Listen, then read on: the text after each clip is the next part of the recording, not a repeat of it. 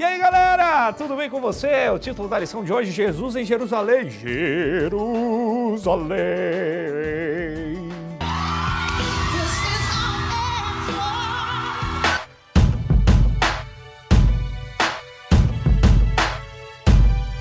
Quem gosta de viajar? Eu gosto muito de viajar. Uma vez com um amigo meu, a gente viajou mais de 300 quilômetros, pegando 11 caronas. A gente não tinha dinheiro para pagar a viagem. Na verdade, até que a gente tinha, mas a gente queria a aventura, enfim. Foi animal, coisa de estudante. Estudante é tudo maluco. Depois, com outros amigos, a gente foi pro Uruguai num mochilão bem louco também. Nessa viagem pro Uruguai, aconteceu um negócio muito engraçado. Meu amigo e eu, a gente chegou no hotel, né? E ele chegou, o nome dele é Júlio.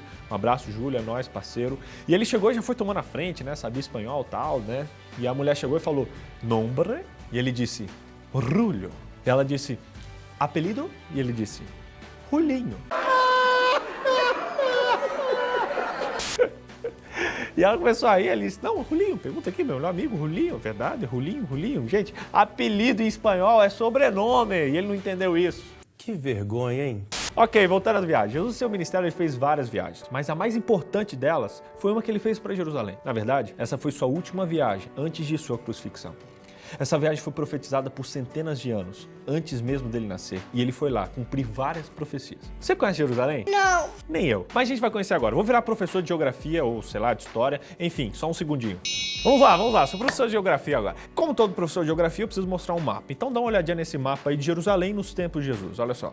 Os discípulos chegaram na cidade. De cara, Jesus pediu para que um discípulo buscasse um jumentinho, para poder cumprir a profecia que foi feita por Zacarias. E nessa hora uma grande multidão cercou Jesus. Eles gritavam, Messias, Hosana, as glórias. O reino está chegando! O Messias! É o Messias! O Messias!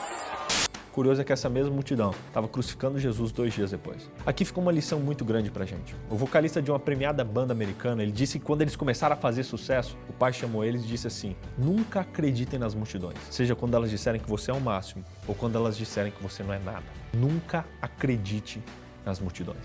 A história mostra que quase sempre as multidões estão erradas.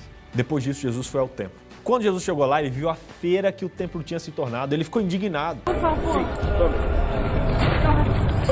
O quê? O que ele está fazendo? O que ele está fazendo? Por que, senhor? Segurem-no! Como assim? Era a época da Páscoa e a venda de carneirinhos, pombos, farinha dava um bom dinheiro para os sacerdotes e para a igreja também. Isso irritou Cristo de tal maneira que ele ficou indignado e expulsou todos os que estavam ali. Se Jesus viesse hoje, eu tenho certeza de que ele se irritaria com o comércio que é feito por muitas igrejas em nome dele. Gente, isso é uma vergonha para o evangelho.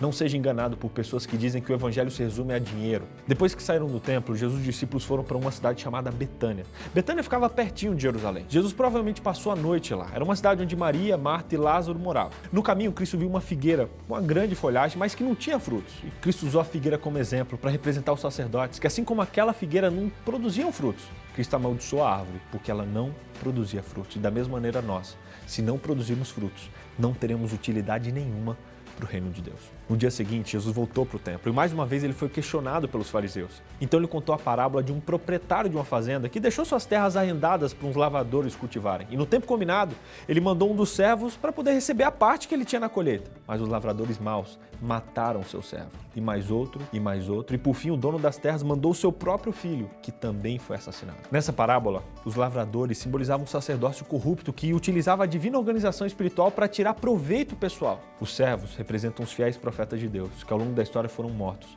E o filho é Jesus, a pedra angular, que infelizmente foi rejeitado. Cristo declarou claramente que os lavradores assassinos eram os fariseus. Isso deixou eles malucos. Ih, rapaz.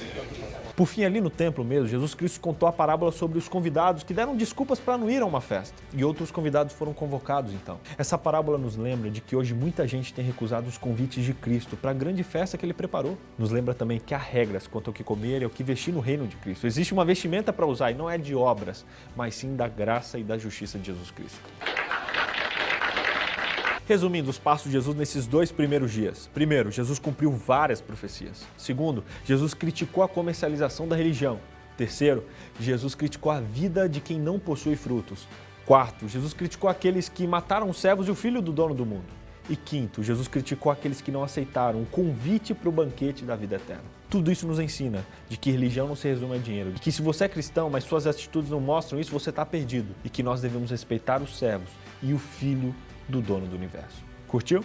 Nas próximas lições nós vamos continuar vendo a sequência dessa história. Portanto, não perca as cenas dos próximos capítulos.